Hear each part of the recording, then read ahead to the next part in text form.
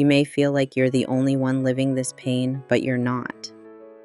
Countless people have faced betrayal, and though their journeys look different, many found healing. Some chose to rebuild with their partners, while others chose to walk away. Both paths led to growth, strength, and a future filled with hope.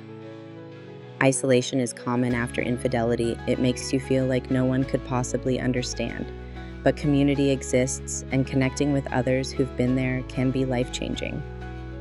Seek out safe support systems.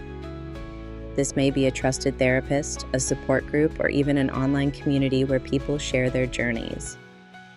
Hearing real stories of resilience can remind you that healing is possible for you too. Healing is possible. You are not alone. Others have walked this road before you, and they've found strength and peace on the other side.